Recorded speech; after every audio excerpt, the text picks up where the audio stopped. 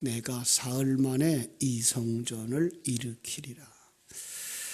요한복음서는 앞에 이런 구조로 되어 있다고 말씀드렸죠. 앞부분에 이제 7일 동안을 통해서 하나님의 새 창조, 하나님 백성 만들기를 설명하고 2장부터 11장까지는 이제 7가지 표적을 통해서 이 새 창조는 이렇게 예수 그리스도의 십자가의 죽음과 부활 그리고 그리스도의 영의 사역으로 완성되는 것이란 계시를 해주시는 것이고 12장부터 20장까지는 예수 그리스도의 최후 7일 동안의 교훈과 십자가의 죽으심 부활 사건을 실제로 보여주시는 것 그리고서 이제 마지막 21장은 후기를 썼다 이렇게 했습니다. 이런 성경의 개요를 꼭 기억하면서 따라오시고요. 성경 해석의 방향을 잃지 마시기 바랍니다. 제 소원이 있다면 여러분들이 저와 함께 한 3년에서 한 5년 정도 새벽을 매일 묵상한다 그러면 나보다 더 나은 성경 해석을 하는 분들이 될 줄 압니다. 그래서 마지막 7가지 표적들을 다시 한번 보겠습니다. 7가지 표적 어디에 연결되어져 있다고 그랬죠? 1장 50절, 51절. 50절, 51절이 무슨 말씀이죠? 예수께서 대답하여 이르시되 내가 너를 무화과 나무 아래에서 보았다 함으로 믿느냐? 이보다 더 큰 일을 보리라. 또 이르시되 진실로 진실로 너에게 이르노니 하늘이 열리고 하나님의 사자들이 인자 위에 오르락 내리락 하는 것을 보리라 하시는 말씀이죠. 꼭 기억하시기 바랍니다. 이걸 가지고 이제 7개 표적들을 나올 때마다 이것과 연결해야 되는데 그게 무엇이죠? 바로 예수 그리스도의 십자가입니다. 표적을 보면서 표적에 빠지지 마시고요. 그 표적이 가리키고 있는 것 보셔야 되는데 그게 바로 50절, 51절이고요. 조금 더 자세하게 말하면 20장 30절, 31절입니다. 성경을 기록한 목적, 예수가 그리스도인 것, 그죠? 하나님의 아들인 것, 그것을 믿고 너희로 생명을 얻게 하려는 것. 이것이 바로 요한복음 20장 30절 31절입니다. 이 예수 그리스도의 십자가의 죽음과 부활 성령의 역사를 통해서 야곱을 이스라엘 만드는 것 이것이 바로 첫 번째 표적이라고 그랬어요. 그죠? 첫 번째 표적도 역시 2장 1절로 10절에서 물이 변하여 포도주 되는 물 포도주 그것이 뭐예요? 그것으로 말미암아 잔치가 잔치되게 하는 예수 그리스도의 물과 피를 쏟으시고 부으시는 것이다 그랬습니다. 어제 11절 조금 더 설명을 더 했으면 좋았을 거라는 생각을 했어요. 11절 2장 11절 예수께서 이 첫 표적을 갈릴리 가나에서 행하여 그의 영광을 나타내심에 제자들이 그를 믿으니라.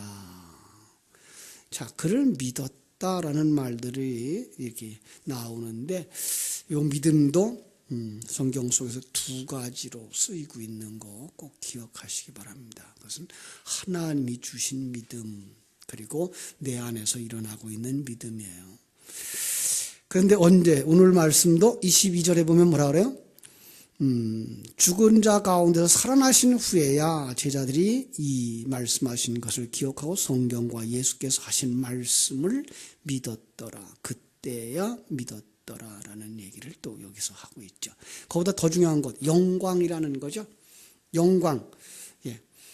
영광은 누구의 언어인가 하면 사람의 언어가 아니고 하나님의 언어예요. 영광은. 하나님 본인이 그 자체가 영광스러우신 분이시죠. 그분은 자체가 영광스러워. 본체적 영광 이렇게 말하죠. 그 다음에 거기서부터 흘러나오는 하나님의 그 유출적 영광 이렇게 해서 우리에게 보여지는 그 하나님의 위대하심 그것이 바로 유출적 영광 이렇게 나와요. 발산적 영광 이렇게 말하기도 하고요. 그 다음에 그거를 한 피조물들을 통해서 다시금 이렇게 반사되어져 나올 때, 그러니까 우리들 속에 들어와서 우리가 없어지고 우리 안에 있는 하나님이 그대로 밖으로 보여질 때 그걸 반사적 영광, 효과적 영광 이런 말을 써요. 그러니까 예수님은 어디서 이 영광이 나타나요? 십자가에서 나타나요. 그러니까 십자가에서 나타난다는 것은 무슨 말이죠? 내가 죽고 없어짐으로 말미암아 내 안에 있는 하나님이 그대로 드러난다라는 얘기예요. 그게 어디에서 나왔어요? 예수 그리스도의 물포도주 사건을 통해서 물포도주를 부어줌으로 말미암아. 그렇죠?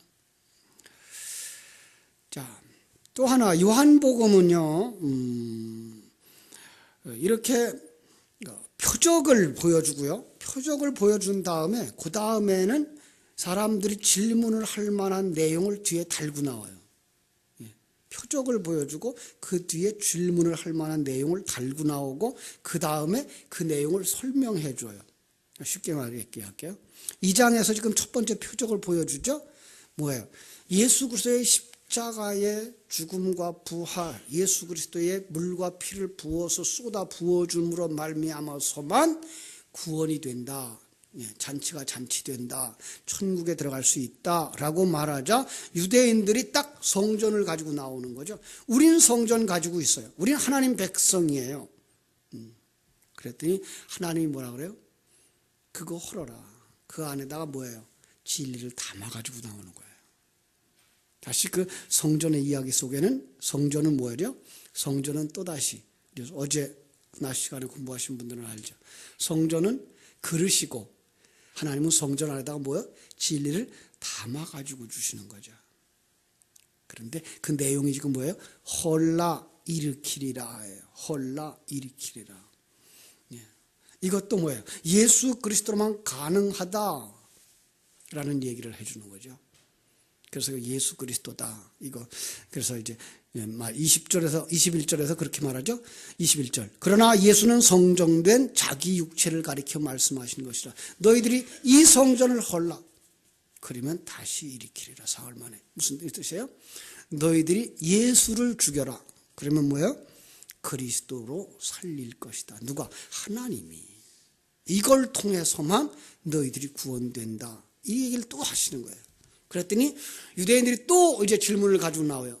그때 들고 나온 게 3장에 나오는 니고데모예요.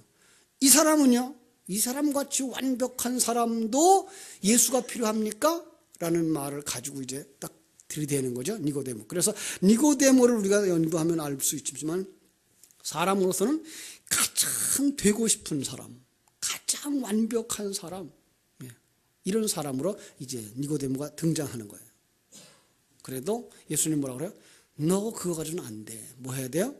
거듭나지 않으면 안 돼. 위로부터 나지 않으면 안 돼. 위로부터 난다는 말은 무슨 말이에요? 하나님의 생명으로 말미암아서 거듭나지 않으면 안 돼. 천국에 들어갈 수 없어. 그랬더니 또다시 그들이 뭘 가지고 나와요? 사마리아 여인. 그냥 낮은 자 가운데 제일 낮고 죄인 가운데 제일 죄인 되어진 자를 탁 드러내면서 이런 여자도 예수면 됩니까? 라고 말하는 거죠. 그래서 그래 예수면 된다라고 이제 4장에서 얘기해주고 마지막에 가서는 그 4장 마지막 부분에 또 두 번째 표적이 나오죠. 왕의 신하의 아들을 고치는 사건으로다가 두 번째 표적이 이어지는 것을 이렇게 볼 수가 있습니다. 성경을 보면서 이런 재미난 부분들을 볼 수 있었으면 더 좋죠. 그렇죠? 오늘 본문 얘기합시다. 그들이 들고 나온 성전, 보이는 성전이죠. 보이는 성전, 성막 왜 주셨죠? 어제 이제 공부하신 분들은 알아요. 그것들은 모두 다 진리를 담아서 준 그릇들이에요. 그 기본적인 그림이 성막이죠. 성전의 기본적인 그림이 성막이에요. 그 성막의 내용은 뭐라 그랬죠? 성막의 내용은 출애굽의 전체 내용, 출애굽해서 가나안 땅에 들어가는 그 그림, 그거로다가 뭘 설명했다? 구원을 설명해 준 것이다 그랬습니다. 그렇죠? 자, 그 그림은 이제 성도의 구원, 다시 말하면 야곱을 뭐 만드는 것? 이스라엘 만드는 과정. 그렇죠? 야곱을 이스라엘 만드는 과정. 이렇게 해서 이제 그 이야기를 어디서부터 끌고 나오죠? 1장 나다나엘에게서부터 끌고 나오죠. 나다나엘을 가지고서 예수님이 뭐라 그래요? 참으로 이스라엘 사람이로다. 뭐가 없다? 간사한 것이 없다. 간사한 것, 속이는 것, 그게 뭐예요? 야곱이죠. 그러니까 그 과정이 야곱을 이제 이스라엘로 만드는 과정 보여줄게 라고 하는 것이고, 바로 그 성막도 그 그림을 담고 있는 거예요. 그 과정. 이제 6월절 제사 드리는 번제단, 그리고 이제 요단강 건너가는 물두멍, 광야를 거쳐가는 성소, 그 속에서 뭐예요? 거기서 성령의 인도함을 받으면서 만나를 먹고 살고 그 위에 부어지는 하나님의 기도, 그걸로 말미암아 광야 생활을 거쳐가서 그 다음에 이제 지성소에 들어가는 것. 그 지성소가 어느 그림과 똑같다고요? 새 하늘과 새 땅의 크기와 같아요. 규모가 가로 세로 높이가 똑같은 정방형, 바로 그것은 천국을 상징하는 그림인데 그 속에 예수 피로만 가능하다라는 그림을 확실하게 보여주는 것이 성막이라 그랬습니다. 그들이 들고 나오는 성전이 뭘까요? 21장 5절을 보실까요? 누가복음 21장 5절. 누가복음 21장 5절에 보면 그들이 성전을 바라보는 마음이 나와 있어요. 누가복음 21장 5절. 어떤 사람들이 성전을 가리켜 그 아름다운 돌과 헌물로 꾸민 것을 말하며, 이거예요. 그들은 뭘 보고 있어요? 외형적인 어떤 아름다움을 보고 있어요. 자, 성전, 성막은 이렇게 해서 이제 천막 속에 있었기 때문에 별로 화려하지 않았어요. 그런데 솔로몬을 통해서 성전이 지어졌어요. 어마어마하게 잘 지었죠. 그런데 성전을 솔로몬이 몇 년 동안 지었죠? 7년 동안 지었어요. 그것도 이제 숫자적 상징적 숫자입니다만은 어쨌든 7년 동안 지었어요. 그리고 이제 그 성전 언제 헐리죠? 그들이 바벨론으로 포로되어져 갈 때 헐려버려요. 자, 그리고 이제 두 번째 성전이 언제 세워지죠? 그 이스라엘 백성들이 애굽에서 바벨론에서 돌아올 때, 애굽이 아니고 바벨론이죠. 바벨론에서 돌아와서 얼마만큼 세웠어요? 성전을 아주 짧은 기간에 세웠어요. 그런데 그 영광은 첫 번째 교회만큼, 성전만큼 아름답지가 않았어요. 그래서 그들은 굉장히 안타까워했죠. 그 성전 가지고 쭉 오다가 로마의 식민지가 되면서 로마의 헤롯이 유대인들을 위해서, 유대인들의 마음을 살려고 성전을 지어줬어요. 솔로몬 성전보다 2배나 크게. 몇 년 동안? 그들이 아마 64년 동안 지었나 그래요. 완성된 시기를 살펴보면. 여기까지는 지금 어느까지 되죠? 여기는 46년 동안에 아직까지도 완성되지 않은 거예요. 그러니까 얼마나 화려하게 잘 지었으면 46년 동안의 성전을 지었겠어요. 그러니까 그들은 그 규모와 그 화려함을 아주 자랑스러워하면서 우린 이렇게 성전을 가진 자들이야, 우린 하나님의 백성들이야 라는 아주 자존심들이 있었던 거죠. 마치 그들 마음속에 뭐예요? 우린 성전 가진 하나님의 백성들. 이런 외형적 신앙의 대표적인 그림이 법궤를 메고 전쟁터에 나가죠. 우리는 법궤가 있으니까, 하나님이 우리 편이니까 우리는 어디 가도 법궤만 내놓으면 이길 거야 라는 생각이죠. 여러분, 우리의 신앙은 그냥 여기에 머물기 쉬워요. 왜? 우리는 보이지 아니하는 하나님에 대하여서보다는 보이는 것을 의지하고 보이는 것을 믿어요. 그러다 보니까 오늘날도 성전을 그렇게 화려하게 지어야 된다라고 생각하는 많은 사람들 때문에 중세기부터 성전을 화려하게 짓기 시작했고, 성전 짓는데 모든 걸 다 쏟았어요. 그러다 보니까 그들이 진정한 성전 짓지 못하고 무너지고 마는 거죠. 지금 우리 한국교회가 그 입장에 됐어요. 중세기의 역사는 수백 년, 수천 년을 옵니다마는 우리 한국교회 역사는 점점 빨라져서 금방 변하고 있기 때문에 우리가 그 외형적 성전들이 무너지는 모습을 아마 우리 당대에 볼지도 몰라요. 하나님께서는 왜 주셨죠? 성전을? 그걸 그릇으로 담아서 그 안에다 뭘? 진리를 담아준 건데 그 진리를 보지 못하고 그 안에 외형적인 것만 보는 사람들이 되어버렸다는 거죠. 우리의 신앙이 그렇게 될 수 있어요. 지식으로 머물 수 있고요. 관념으로 머물 수 있고요. 외형적으로 머물 수 있어요. 그게 유대인들이었고 바리새인이었는데 불구하고 껍데기뿐인 형식이 우리를 사로잡아가는 모습을 봅니다. 그런데 오늘 본문에서 그 껍데기뿐인 유대인들과 바리새인들, 우리 신앙을 폭로해버리는 거죠. 그죠? 14절부터 16절.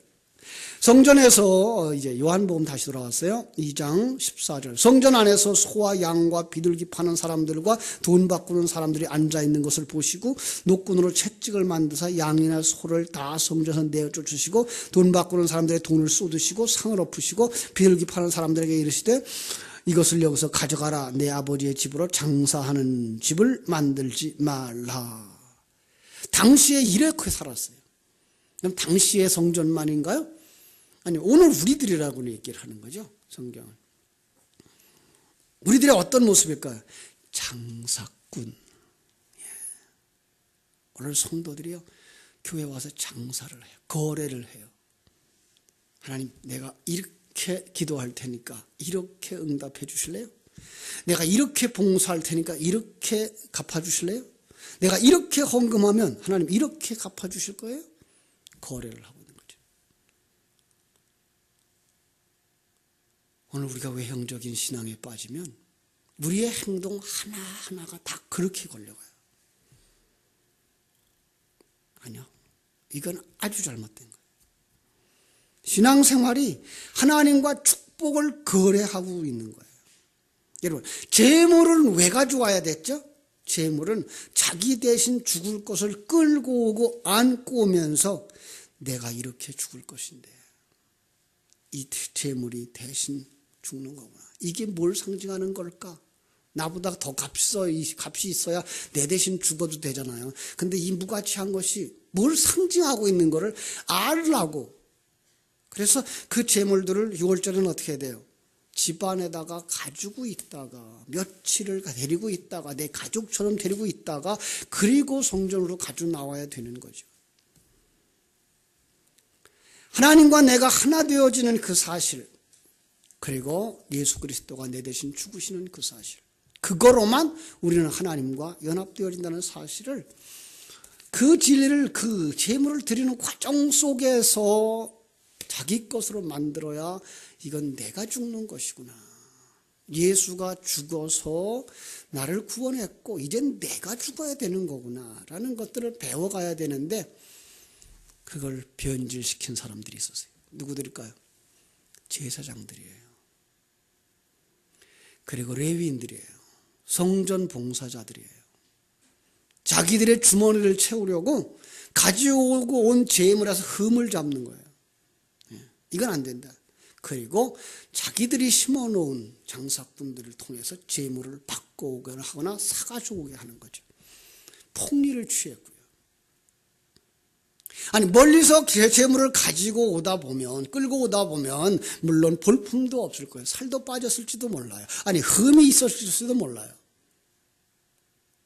그래서 그들은 그걸 그냥 흠이라고 생각하고 그래, 좋은 게 좋지라고 생각해서 그들은 또 새로 사서 제사를 드려. 나중에는 들고 오는 모든 재물이 다불합격이네. 그리고 누구가 만들어 놓은 것만?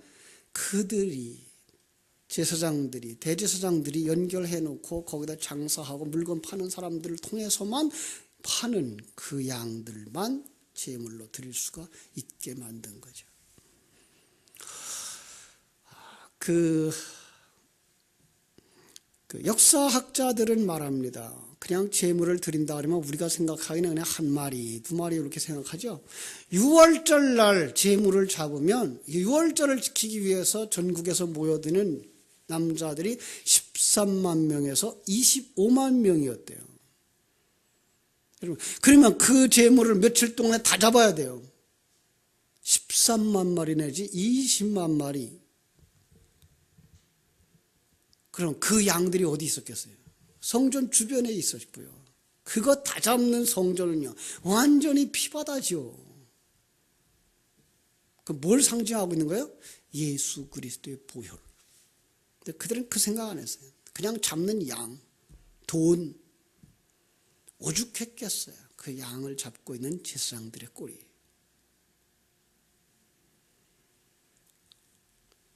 동전 바꾸는 거 마찬가지죠. 당시 그들은 로마 화폐나 헬라 화폐를 사용하고 있었는데 거기에는 황제의 두상이 새겨져 있어요.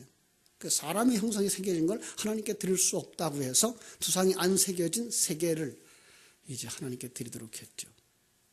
그런데 보통 한 사람들이, 보통이 아니라 모든 사람들이 속전으로 드리는 건 반세겔이에요. 그런데 반세겔짜리를 바꾸려면 한 세겔 값을 다 주어야 반세겔을 받았어요. 반세겔은 보통 노동자들의 이틀 품삯이에요. 많지 않죠. 그걸 하나님께 드리는데 나흘 품삯을 드려야 되는 거죠. 그 이틀 품삯은 누가 먹은 거예요? 대제사장들의 수하에 있는 심부름꾼들이 먹은 거죠. 그러니까 전부 다 대제사장들이 자기 주머니에 채운 거예요. 그렇게 되면 저주를 받는다. 그래서 성전이 있고 제사가 있고 제물이 있고 제사장이 있어도 이런 제사, 이런 성전 가지고 가면 저주를 받는다. 그 그림이 마가복음 11장에 그려져 있어요. 한번 볼까요? 마가복음 11장 12절. 마가복음 11장 12절에서부터 25절까지. 성경은 참 재미있게 그려놨어요. 자, 12절부터 봅니다. 다 볼 수는 없고요. 그냥 읽어드릴게요. 그 대략만 읽어드릴게요. 12절부터 14절까지가 무화과 나무를 저주하신 사건이죠. 자, 그 다음에 15절부터 19절까지가 성전을 깨끗게 했다 그랬는데 사실 성전을 뒤집어 엎고 성전을 이제 책망하는 사건들이 그냥 이루어지고요. 그 다음 20절부터 25절까지가 또다시 뭐예요? 무화과 나무가 말라버린 저주받은 내용을 그리고 있는 거예요. 그러니까 앞뒤로 무화과 나무의 이야기를 그려놓고 가운데다가 뭘 해요? 성전을 넣어서 요거 그 유대인들이 잘 쓰는 방법, 그죠? 샌드위치 기법이죠. 가운데 것을 강조하기 위해서 앞뒤에다가 빵을 붙이는 사건, 이런 이제 기법이죠. 자, 그렇게 하면 뭐 한다? 멸망받는다. 그죠? 저주받는다. 이런 얘기를 이렇게 하고 있는 거예요. 그래, 결국은 그 외형적 성전주의, 형식주의에 빠진 것, 그것이 뭐예요? 무화과 사건인 거죠. 그것은 결국은 저주받는다. 그래서 예수님이 그것으로는 안 된다. 요한복음 2장으로 다시 돌아와서요. 그거 헐어버려라. 그죠? 뭘 헐어야 되죠? 외형적 성전주의, 형식주의, 그죠? 율법주의, 자기 중심, 자기 왕, 세상 사상과 행위, 옛사람의 욕망. 오늘 이 새벽에 여러분 모두 다 이걸 헐어버릴 수 있게 되기를 주님의 이름으로 축원합니다. 그런데 이것은 다 우리 옛사람이 좋아하는 것들이에요.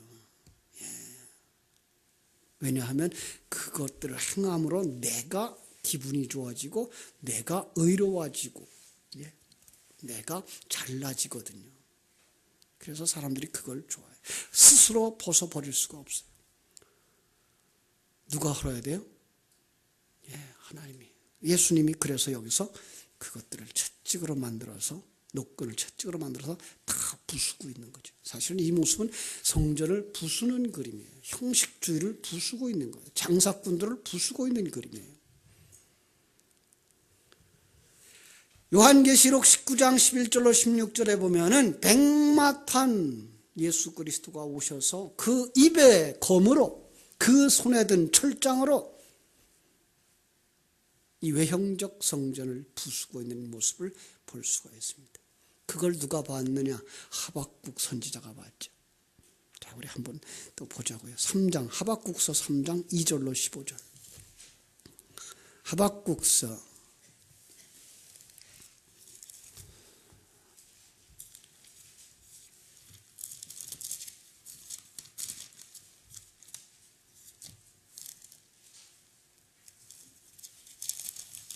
하박국이 잘 안 보이죠?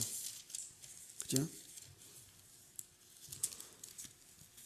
1304쪽에 있어요. 1303쪽부터 보여야 되는데, 집에 가서 읽어보세요. 3장 2절부터 16절까지, 그죠? 15절까지 이렇게 쭉 보시면 돼요.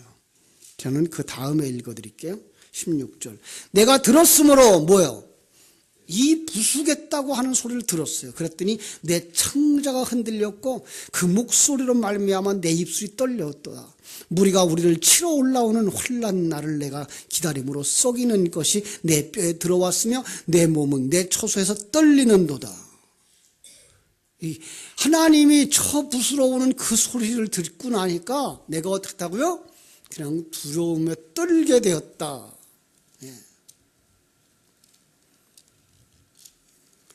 그래도 찬송을 해요. 왜? 무화과나무 무성하지 않고 포도나무 열매가 없고 감람나무 소출 없고 밭에 먹을 것 없고 외양간은 양이 없고 외양간에 소가 없어. 이게 없다는 거죠. 만약에 이게 없어도가 아니고 이거 얘기하는 거예요. 이거 없어.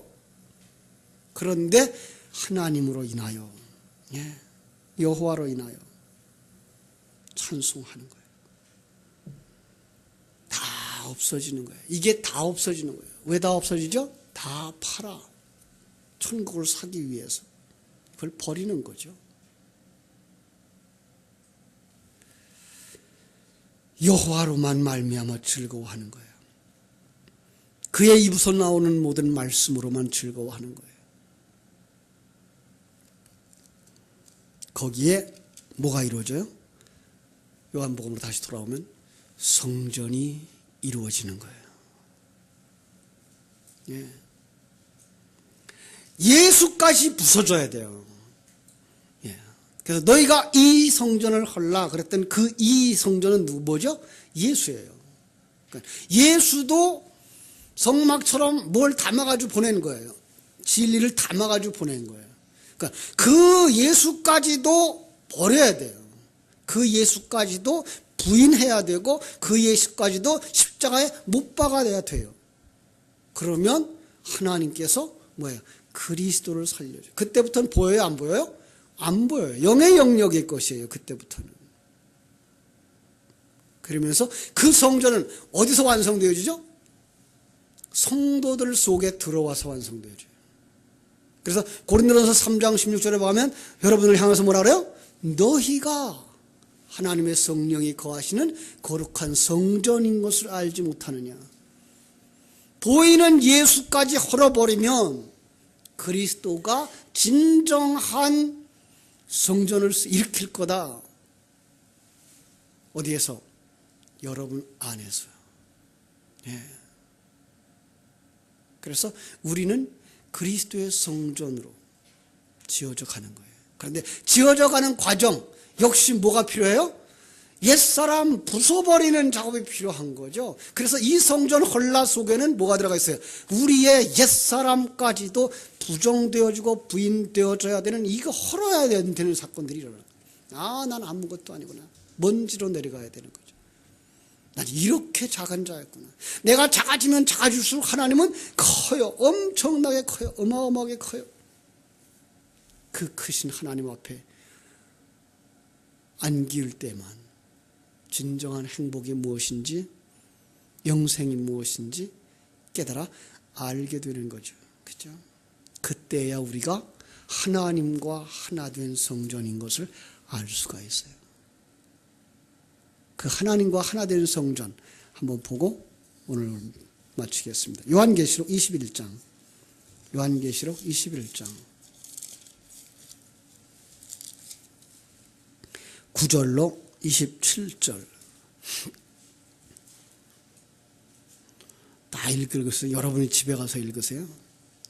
저는 22절, 23절만 읽어드릴게요.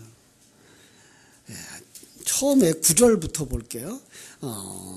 10절. 성령으로 나를 데리고 크고 높은 산으로 올라가 하나님께로부터 하늘에서 내려오는 거룩한 성 예루살렘을 보니. 이게 뭐예요?